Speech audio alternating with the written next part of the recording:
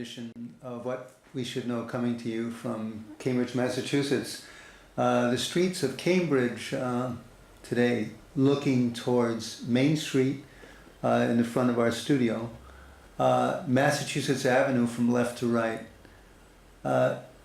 A peaceful view of Cambridge today.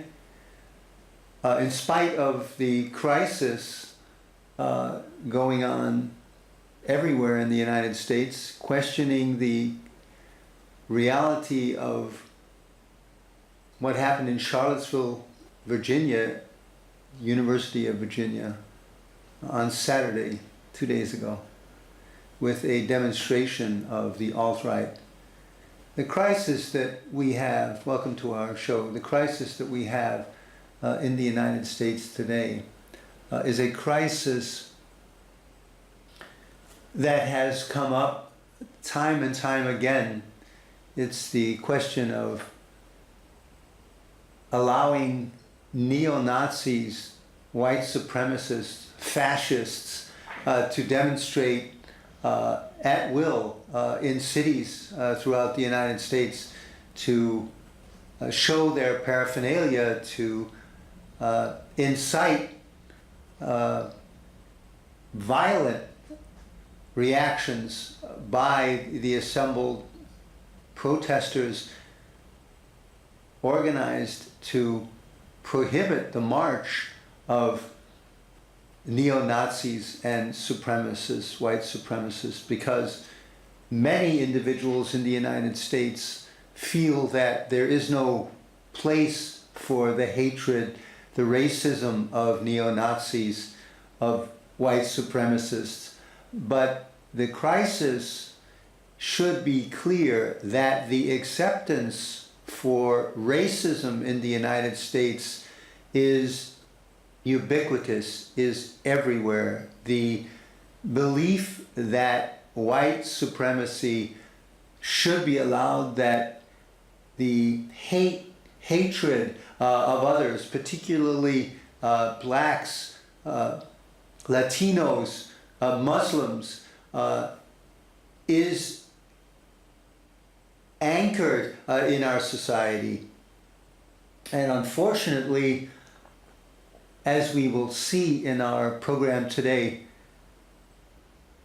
there is little political will to challenge the idea that racism in the United States is intolerable, that hatred of others, religious, ethnic,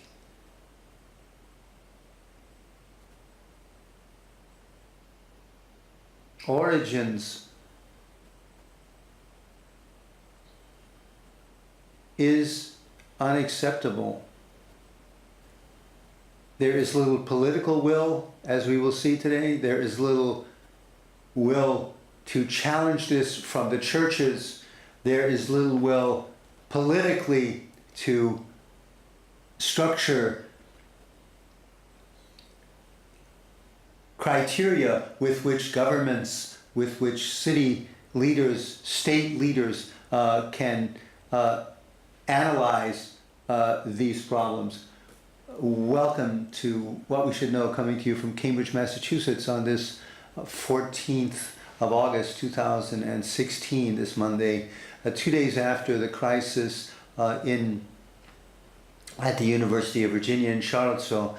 We'll be analyzing this crisis, its origins, what we believe its origins to be, what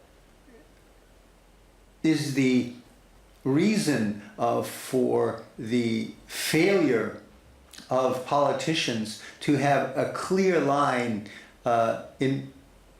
with which to prohibit or channel white supremacy, so that incidents such as the one that took place in Charlottesville, Virginia, would not have taken place and would not be repeated, as is the case. The reality of why police officers in the United States do not have a policy in place to prohibit clashes of this kind, do not have methods in place with their vast amounts of resources, with their vast amounts of money invested in local, county, state, and federal police forces, why these outrageous situations are allowed to take place in full view of the police. We will speak also in reference to the police tactics and why it is that these types of confrontations can result, and as they did result in Charlottesville, Virginia, with the death of civilians. We'll also be looking at the question of the acceptance of violence as a criteria for manhood, the idea of macho behavior by the male American. It's not only a question of individuals of a certain class, but certainly an individuals of many individuals of the South, of the Southwest as well.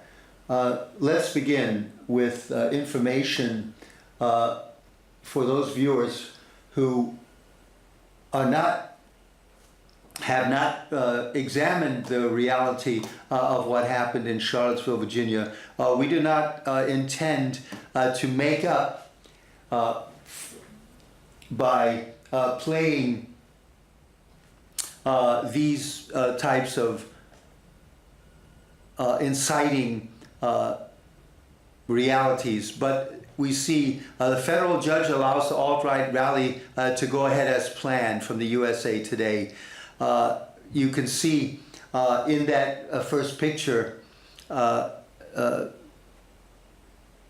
fascist neo-Nazis, white supremacists marching on the University of Virginia campus with torches. In the second one, you see alt-right rally in Virginia allowed, the judge says.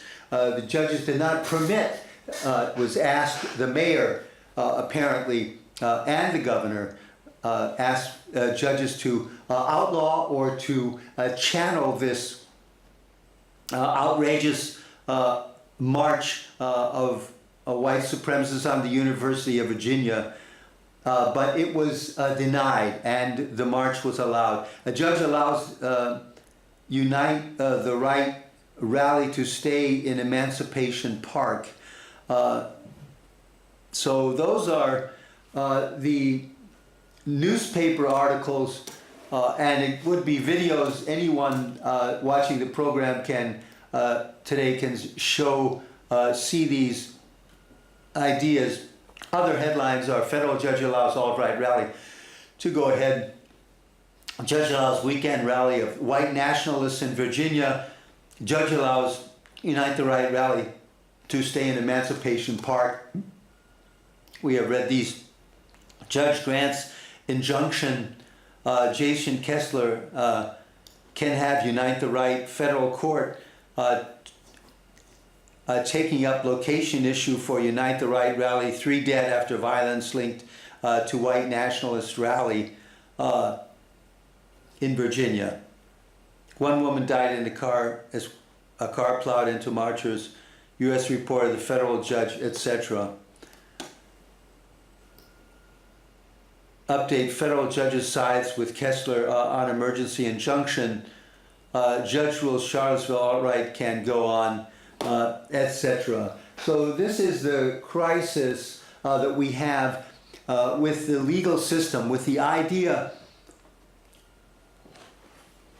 in the United States that on the streets of the United States, that completely intolerable ideas, the idea of racism, hatred for others, for individuals with another religious belief, such as Muslims, or Jews, individuals who dress differently with headscarves, or as Muslims dress with a burqa. The idea that individuals of another skin color or of another national origin can be targeted and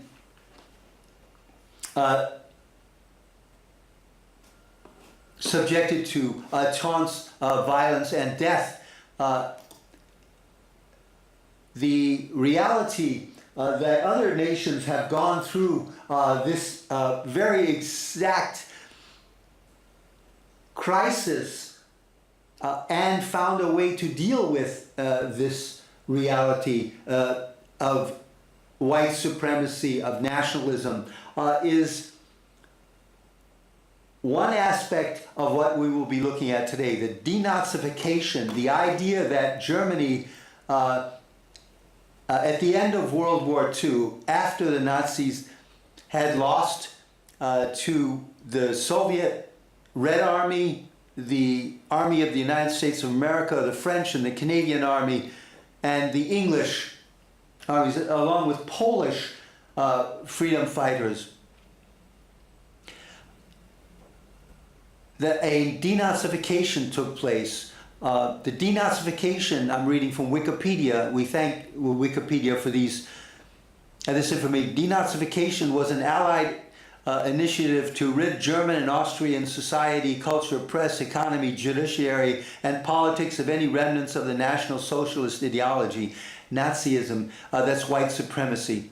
It was called out specifically by removing from positions of power and influence those who had been Nazi Party members, and by disbanding or rendering impotent the organizations associated with Nazism.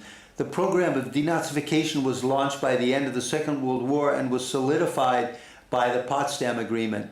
The term denazification was first coined by a legal term in 1943 in the Pentagon. Very soon after the program started,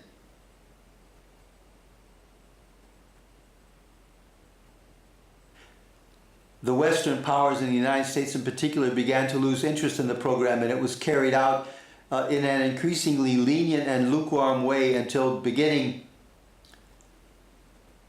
officially abolished in 1951. So there was very little American interest in denazification. Additionally, the program was hugely unpopular in Germany and was opposed by the new West German government. So what we see here is there was little interest in denazification by both the American side and the German side. It's clear denazification in Germany was attempted through a series of directives called the Allied Control Council, seated in Berlin, but there was very little interest politically in reference to this. About 8.5 million Germans, or 10%, had been members of the Nazi Party. Although only 10% were members of the Nazi Party, this party ruled Germany with an iron fist and was able to implement its will against churches, civil society, scientists, people of good faith, socialists, communists. The idea that Nazism found its strength in very conservative areas within the German hierarchy, primarily in the military class, in the wealthy families, stemming from the feudal epochs in Germany, the late unification in Germany. Germany was not unified until Bismarck in the 1870s. 1848 there was a unification, it's true. And Bismarck then was able to unify the German nation effectively. The crisis of Nazification is now, we'll now look at the aftermath of World War II. We saw that the denazification was an effort not supported by either the German political class or the American who had control basically at the end of World War II over Germany, Germany was occupied by the Allied powers, France, England, and the United States, divided up, and particularly in Berlin, where the Soviet Union occupied the eastern part of Berlin, and the three Allied powers, the western part of Berlin. So this was where the demarcation line began, and in 1961 there was a crisis and the Berlin Wall was built. Let's get a look at the aftermath of World War II. The aftermath of World War II, from Wikipedia's point of view, beginning an era defined by the decline of the great powers and the rise of two superpowers, the Soviet Union and the United States. USA and the USSR became competitors on the world stage and engaged in the Cold War, so-called, because it was never resulted in an overt declared hot war between the two nations, but instead was characterized by espionage, political subversion, and proxy wars. The United States and the Soviet Union were engaged in proxy wars. The United States in many wars. Just to mention the wars against South American nations, against Vietnam, the Middle East, Afghanistan, Iraq, Iran, North Korea, Japan, China, and the list goes on and on and on. The United States, and this we have to look at clearly, is a nation shaped by its warlike past and the fact that we in the United States have not had a war on the continental United States since 1812. That's 205 years since there was a war, excepting the war against Mexico, which was basically fought, and the Civil War, which was a war fought on the United States, but Americans against Americans. The crisis of immeasurable sadness.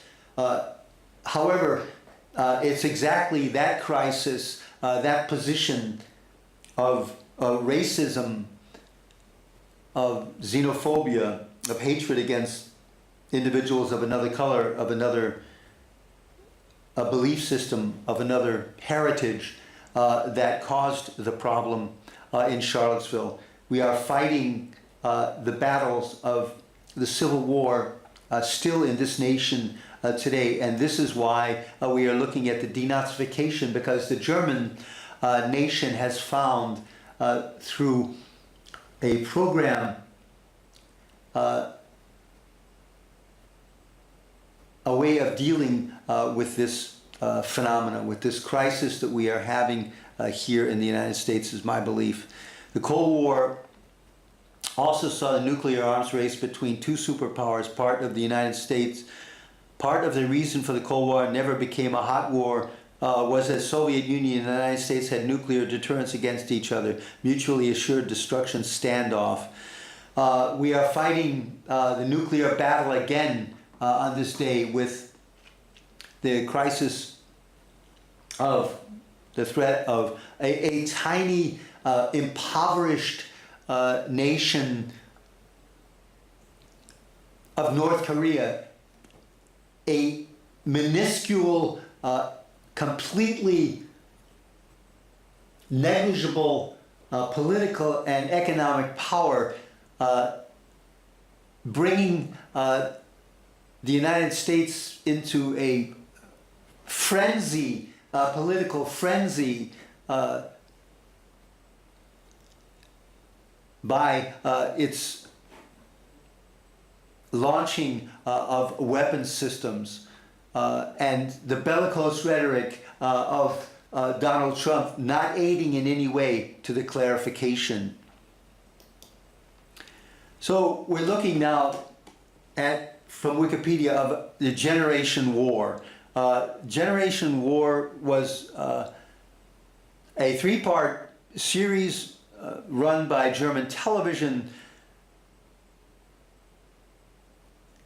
a very popular three-part series about individuals who were taking part in the, as young people, drafted into the Second World War and having to struggle for survival in the face of horrifically destructive events. It is the German effort, a very popular three-part series, a very popular series with the effort to try to show 21st century Germans the crisis that their grandparents had to face in surviving a dictator, not a dictatorship, a fascist white supremacist government who had launched wars against Poland, Russia, Czechoslovakia, England, France, and caused untold crises. At least 20 million Russians were killed in that war, at least 8 million Germans. The estimate is worldwide that 80 million people died as a result of the conflagration which took place through the crisis of white supremacy, fascism. What we're looking at now is the idea of how Germany was able to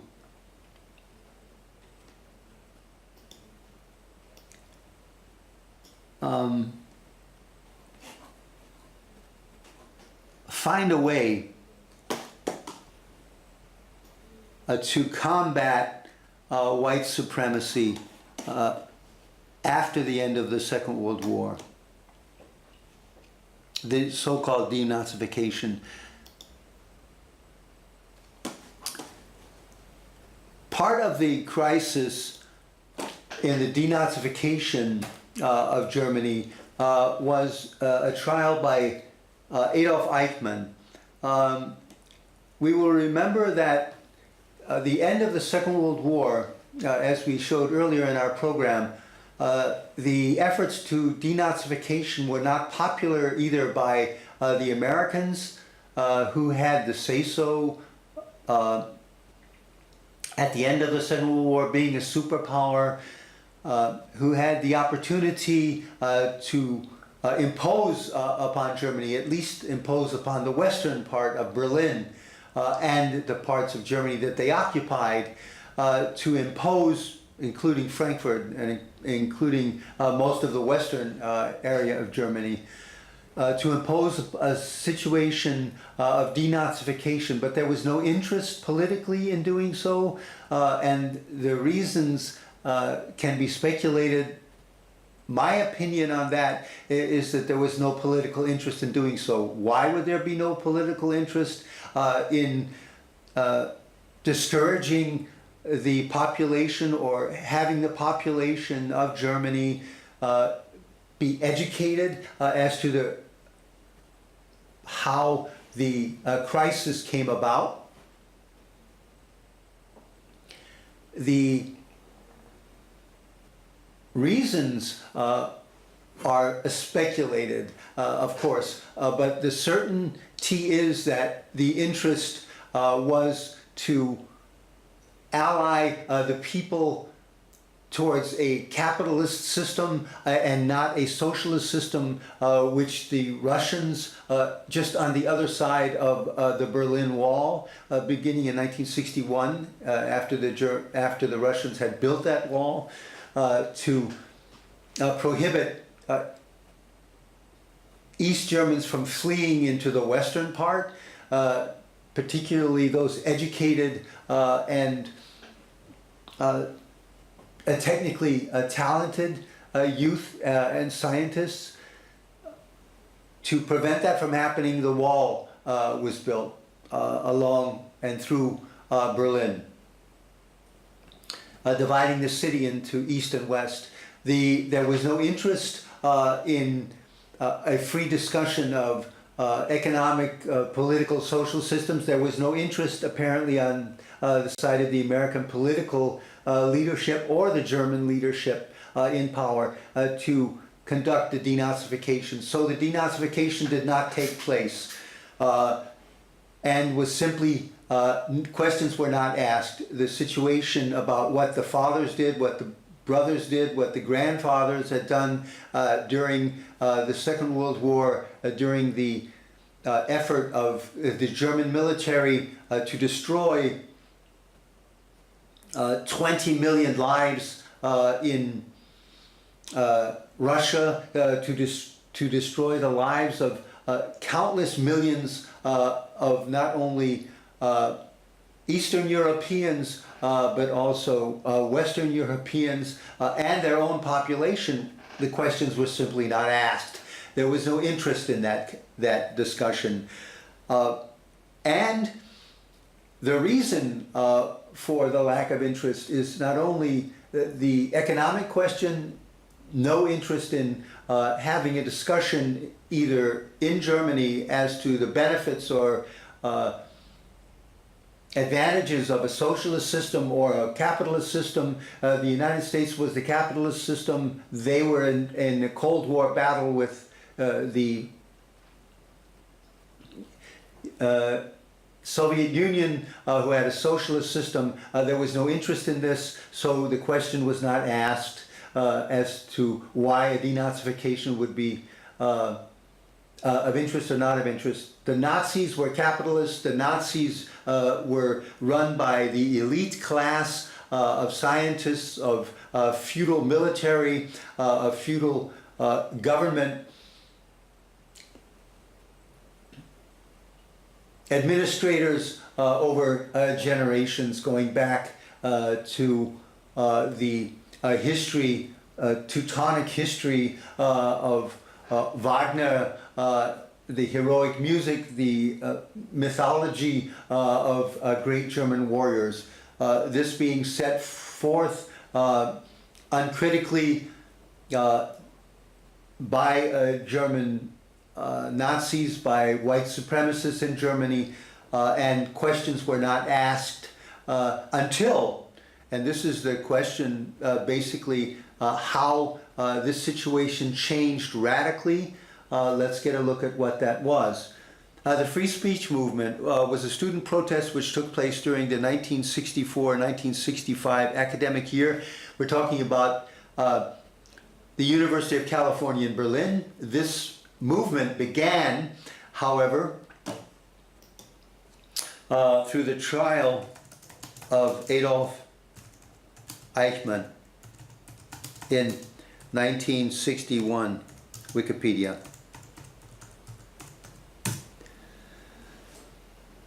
Adolf Eichmann, simple English. Let's get a look at this. Adolf Eichmann, simple English, to see if this is helpful. Adolf Eichmann was a German SS officer. He had an important member of the government of the Nazi Germany during the Third Reich, time of Hitler. He was an architect of the Holocaust who organized the death camps like Auschwitz concentration. The trial Eichmann was put on trial for war crimes and crimes against humanity. He was found guilty on 11th of December 1961. This is important.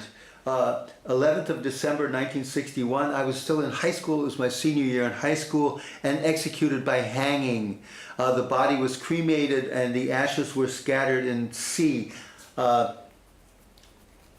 The trial of Adolf Eichmann was broadcast on radio in Israel, and millions of people around the world watched it on television. This was the first time that victims of the Holocaust talked openly about what had happened. This was an event that helped bring together and unify the many people who had come to live in the new nation of Israel. It may have been the new nation of Israel, but more important than the new nation of Israel was Eichmann's trial.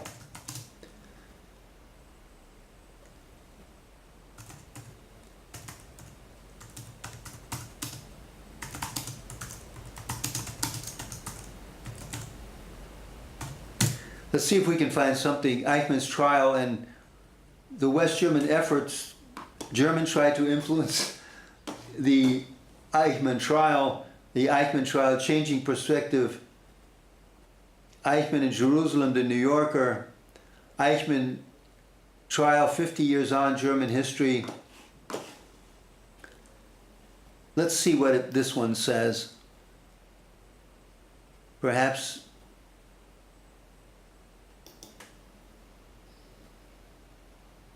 Well, there we go. Eichmann's trial 50 years afterwards. Let's see if we can. On 11th of May 1960, a team of Israel operatives captured Eichmann and brought him to trial in Israel.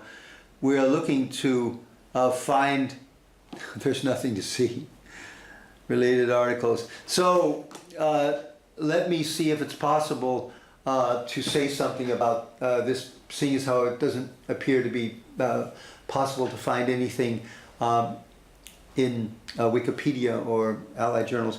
The fact that there was no interest politically to denazification at the end of World War II. We're talking about 1945. The Americans, as I've said, the English and the French had no interest in denazification, and it just simply fell by 1951 into some era that no one was interested in talking about, because the United States and France and England controlled western part of Germany, and the Soviet Union, socialist system, controlled the western part of Germany. So there was no discussion about denazifications because the German fascists, the neo-Nazis, white supremacists were all interested in capitalism. They were supported by the elites of that nation and had a long history of supporting that movement philosophically since the beginning of the 1850s, when Karl Marx came up with the question of socialism as a system. No interest, so it wasn't pursued, no one talked about it. Until Eichmann trial in 1961. At the Eichmann trial, it became clear that not only did Germany have a white supremacist leadership and kill 70 million people as a result of white supremacy, of the Nazi party, of white nationalism, but also the individuals who carried out these killings, who were part of the military machine, military leadership, and Eichmann particularly, who was part of the structure of the military structure involved in killing 6 million Jews as part of the extermination of millions of innocent civilians during the white national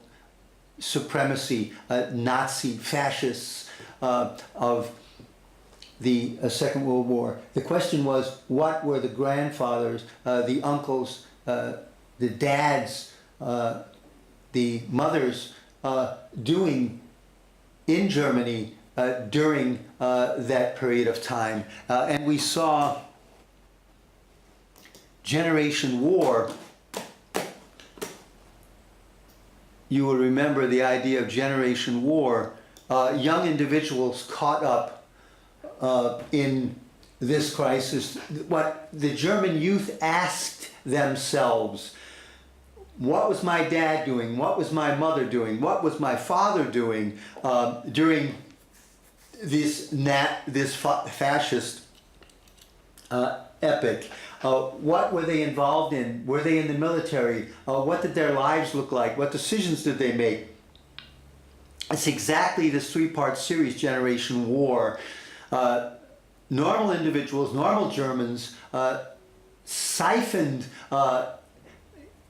into this horrific reality by events brought about by white supremacists. That is basically what white supremacy is.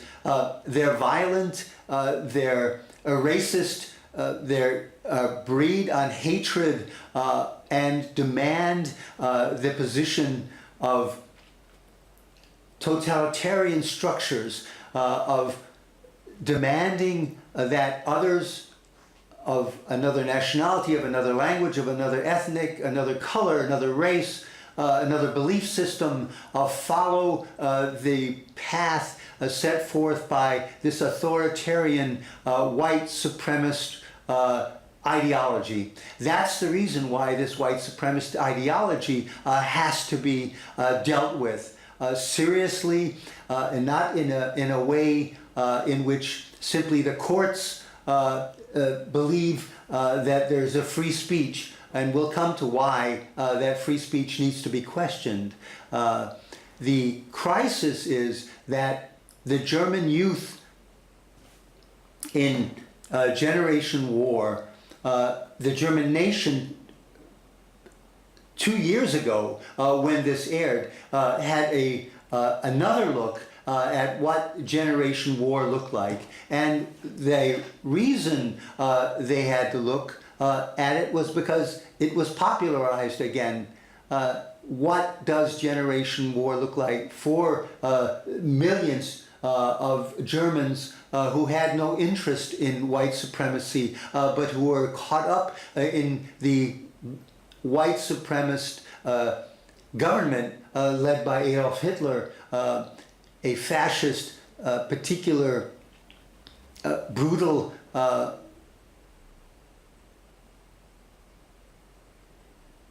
type of white supremacy. All white supremacy breeds on racist, on xenophobia, on ethnic hatred, and Nazis and white supremacists are allied in their hatred of others. The crisis that we have in reference to the questions being asked of German youth in 1961, as Adolf Eichmann trial was going on, were asked in Germany under a movement in Germany called the SDS, the Students for a Democratic Society, which also had a branch spring up in 1963, 64, probably initiated by the Eichmann trial as well, because interesting questions were placed there. And the free speech movement involved heroic efforts by students, Mario Savio, Jack Weinberg, Jackie Goldberg, etc., and demanding the legacy of freedom.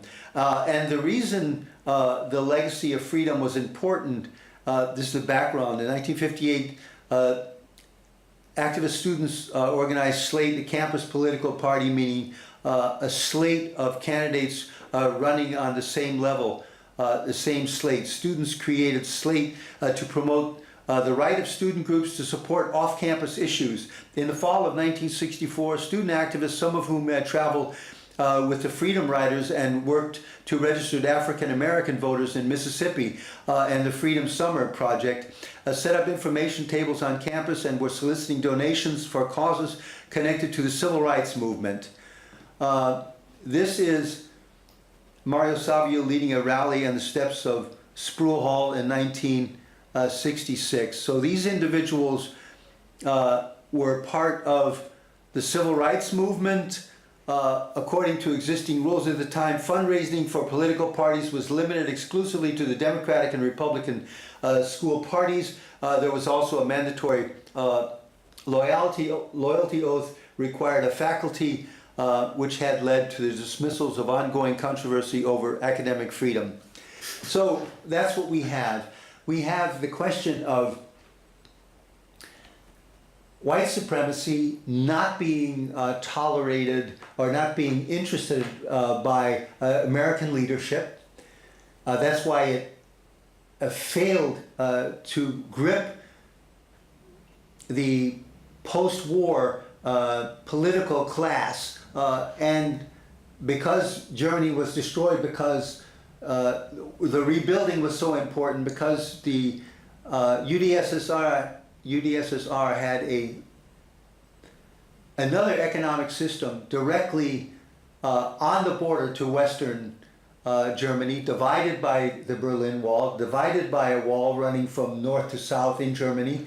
Because there was this competition of two different economic systems, there was no interest on the part of the political class in the United States or of the political class in Germany to bring up this matter. But as Eichmann trial took place and the German youth with the Generation War began to ask these questions and deeply to examine, demand from their fathers, demand from their uncles, demand from their mothers, their aunts, what were you doing during the Second World War, during the National Socialist, during the white supremacist, during the Hitler years? What were you doing? This upheaval changed and brought upward within the German society these questions, which were so violently, at least emotionally, discussed and demanded in families, that there was a reevaluation of the German society, talking in churches, in political parties, in families, in reunions, in social events. It gripped the German society beginning with the Eichmann trial in 1961, these questions, and it's gripped into and including 1968, which was a year of fomented world revolution, initiated by the resistance to the Vietnam War, which began in 1965. We'll remember the Johnson administration going to war, sending troops. This conflagration went on for 3 years, and in 1968 a revolt took place not only in Eastern Europe, not only in Western Europe, in China, in Japan, in the United States. Nations throughout the world were in upheaval in reference to this question in 1968. What is going on with this system of world destructive patterns, and what role does capitalism play in this? The destruction of the nation of Vietnam, the historical moments, the violence, the carpet bombing, the use of napalm, all of these questions were of gigantic interest to individuals not only in Europe, but also and primarily in reference to the United States, as we see free speech movement on university campuses, not only in reference to Vietnam, but also, as we see here, the right to be able to raise money and to politically discourse on campuses was the demand by Mario Savio and many others, as they saw in the Freedom Riders in the South, the racism. We're talking, folks, here in 1968, we're talking about 50 years ago. This became apparent not only to every man, woman, and child living then in the United States, but then as denazification wasn't followed, the questions of free speech, of being able to speak and raise money and create movements of political questions on university campuses. And I can assure you that in Boston, I'm speaking to you from Cambridge, Massachusetts. In Boston and Cambridge, there is no freedom on university campuses. You cannot organize on university campuses for political reasons. You can't raise money. You can't debate politically in manners. Everything on the university campuses in Boston is controlled. And anyone that wants to debate this, I feel that there is a debate that can easily be brought, that is one of the reasons why this question of white supremacy is allowed to continue and lead to the crisis that we have in Charlottesville on the weekend. We have 10 minutes left for our show, so I'd like to move forward then back to the question of what problems we see which originated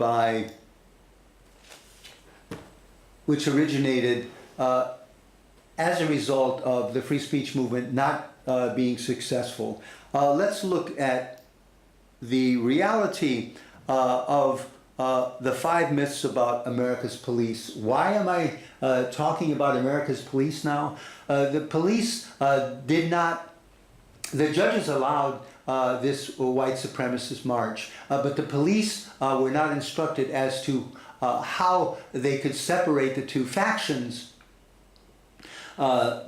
protesters and white supremacists, which the police have the responsibility to protect the public. If the judges allow the white supremacists to march, then they have to recognize that there could be protests against that. The civil society protests against white supremacists, against nationalists, against fascists, against neo-Nazis marching because they're racist, because they're against the ideology of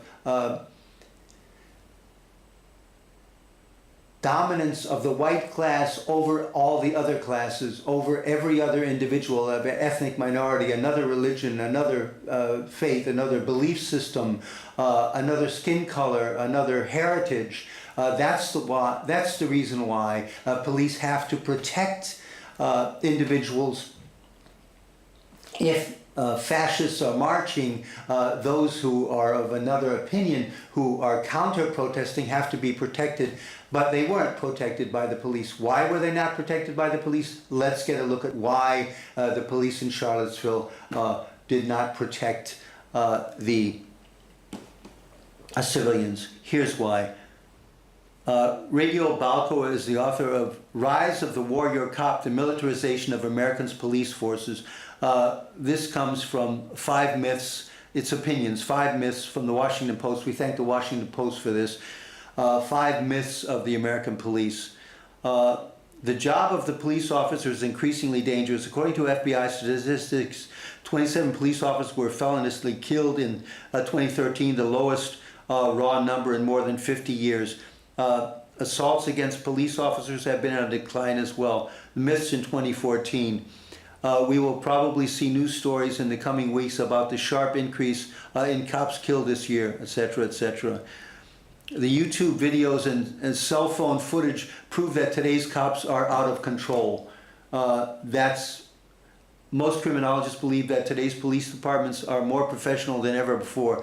Police tend to get more training, and departments are guided by defined rules and procedures. Most decent-sized police agencies have internal affairs departments.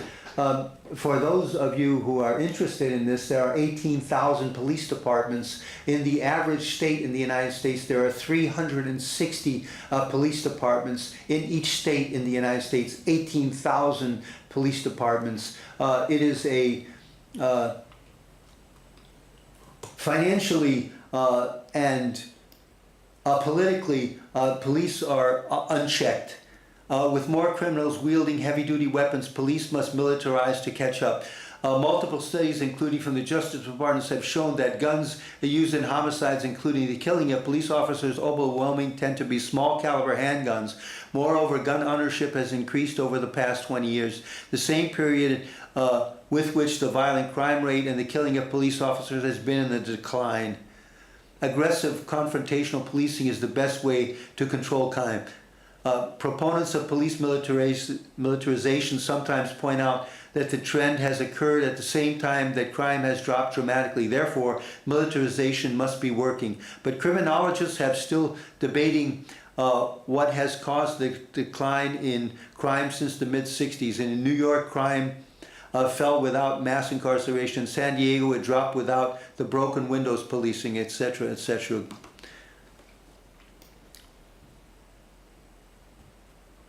So tasers and other less lethal weapons allow police to use less force. New technology and new weapons are only as good as the police guiding their weapons. Tasers are initially touted as a substitute for lethal force, a way for cops to subdue violent suspects without killing them. Over time, however, they have become a compliance tool used to quell dissent, to move nonviolent protesters and punish people for talking back. A 2011 National Institute of Justice study found the cops use their tasers too often and in inappropriate circumstances. While there is no national data on taser use, a 2012 Chicago Tribune report found that the taser use by suburban police doubled between 2008 and 2011. By 2011, a New York Civil Liberties Union study found that nearly 60% of police taser incidents in the state did not meet expert recommended criteria for using the weapon. It's also worth noting that Amnesty International has documented more than 500 cases in which a suspect died after being shot by a taser. So in the last few minutes, let's summarize what we have in reference to the crisis at the University of Virginia campus. In conclusion, the fascist white supremacy has to be addressed in the United States, and the best way, this commentator's belief, is to address it by a national demand from churches, from civil society, from organized groups, to have a discussion about the history of white supremacy in the United States. There has to be a way for free speech to take place on university campuses. Students on universities should be allowed to debate openly, to talk about these situations, to talk about white supremacy, to initiate discussions, debates, and to organize, to be allowed to organize according to points of discussion, opinions, departments, particularly philosophy, political science, the science departments, all of these factors, the idea of getting the discussion about white supremacy, about free speech on university campuses, about the political indecision and the fact that the President of the United States does not show the leadership necessary, that the courts are not showing the leadership, that the police forces are not being taught and restrained, that the governments, the Democratic Party is not showing leadership, that the Republicans are basically extremely conservative in their belief systems and not checking Donald Trump in his political speech, in his allowing the public opinion to believe that white supremacists should be allowed to march, should be allowed to promote their hate speech, and that police forces are not acting to constrain white supremacists when they march and injure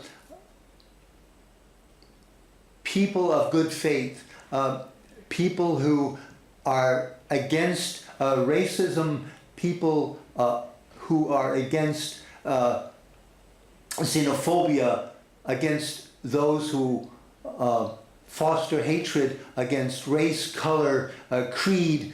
This type of xenophobia, this type of hatred has to stop in the United States. There needs to be a national discussion about this. I believe that methods and the example of Germany in dealing with denazification could be of help. Thanks for joining us here from What We Should Know, coming to you from Cambridge, Massachusetts. We're hoping that you will continue to watch this series, and thanks for spending your time here with us today. We encourage those of good faith